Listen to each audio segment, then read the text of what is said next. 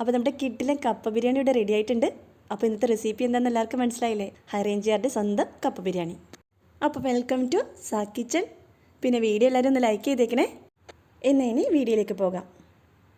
ആദ്യം തന്നെ നമുക്ക് ബീഫ് ഒന്ന് വേവിച്ചെടുക്കാം. അതിന് വേണ്ടിയിട്ട് ഒരു കുക്കറിലേക്ക് 2 ടേബിൾ സ്പൂൺ വെളിച്ചെണ്ണ ഒഴിച്ചു കൊടുക്കുന്നുണ്ട്. എണ്ണ ചൂടായതിനു ശേഷം ഇതിലേക്ക് 6 അല്ലി വെളുത്തുള്ളി ചെറുതാക്കി കട്ട് ചെയ്തതും ഒരു മീഡിയം സൈസ് ഇഞ്ചി ചെറുതാക്കി കട്ട് ചെയ്തതും കൂടി ഇട്ട് കൊടുക്കുന്നുണ്ട്. അത് നമുക്കൊന്ന് ഇളക്കി കൊടുക്കാം.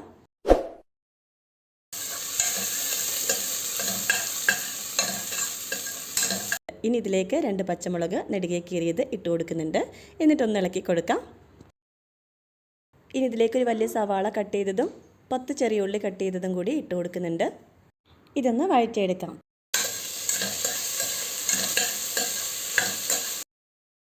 ഇതിലേക്ക് കുറച്ച് ഉപ്പ് ചേർത്ത് കൊടുക്കുന്നുണ്ട്. സവാളയൊക്കെ നല്ലവണ്ണം ഒന്ന് വഴന്ന് വരട്ടെ. നമുക്കിത് നല്ലവണ്ണം ഒന്ന് ഇളക്കി കൊടുക്കാം.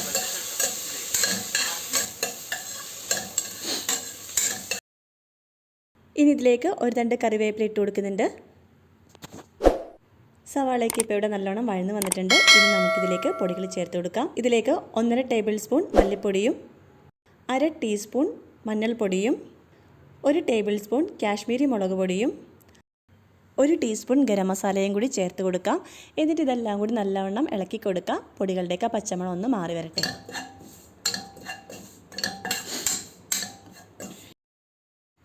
ഇനി ഇതിലേക്ക് ബീഫ് ഇട്ട് കൊടുക്കാം.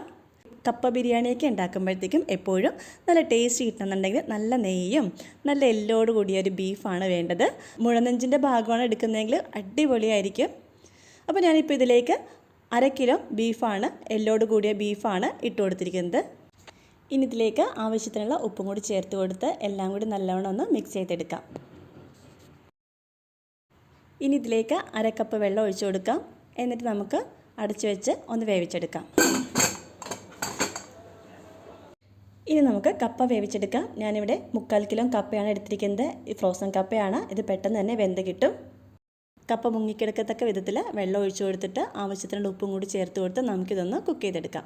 ഇനി നമുക്ക് കപ്പ ബിരിയാണിയിലേക്ക് ചേർക്കാൻ വേണ്ടിയിട്ട് കുറച്ച് തേങ്ങ ഒന്ന് വറുത്തെടുക്കാം. അതിന് വേണ്ടിയിട്ട് ഒരു ചട്ടി ചൂടാക്കിയിട്ട് 2 ടേബിൾ സ്പൂൺ വെളിച്ചെണ്ണ ഒഴിച്ചു കൊടുക്കുന്നുണ്ട്. എണ്ണ ചൂടായി വന്നിട്ടുണ്ട്. ഇനി ഇതിലേക്ക് 1/4 കപ്പ് തേങ്ങ ഇട്ട് കൊടുക്കുന്നുണ്ട്. 2 തണ്ട് കറിവേപ്പിലയും 6 ചെറിയ ഉള്ളിയും കൂടി ചേർത്ത് കൊടുക്കുന്നുണ്ട്. എന്നിട്ടിത് നമുക്ക് നല്ലവണ്ണം ഒന്ന് ഇളക്കി കൊടുക്കാം. ഇതൊരു ബ്രൗൺ കളർ ആവുന്നത് വരെ നമുക്കിതിങ്ങനെ ഇളക്കി കൊടുത്തുകൊണ്ടിരിക്കാം. ഇതായിട്ടുണ്ട്.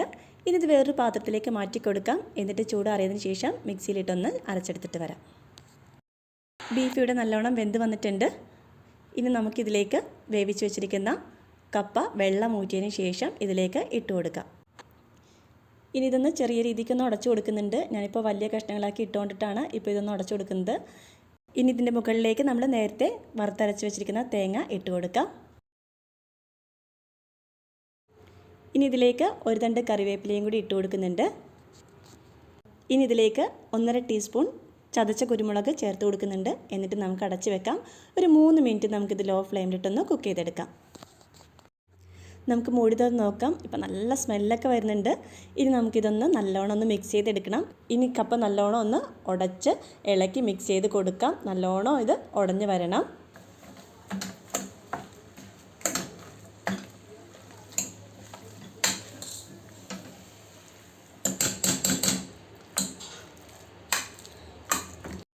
കപ്പ നല്ലോണം ഉടച്ച് ബീഫുമായിട്ട് നല്ലോണം ഒന്ന് മിക്സ് ചെയ്തെടുത്തിട്ടുണ്ട്. നമ്മുടെ കപ്പ ബിരിയാണി റെഡി ആയിട്ടുണ്ട്. അപ്പോൾ വീഡിയോ ഇഷ്ടമായെന്ന് വിശ്വസിക്കുന്നു.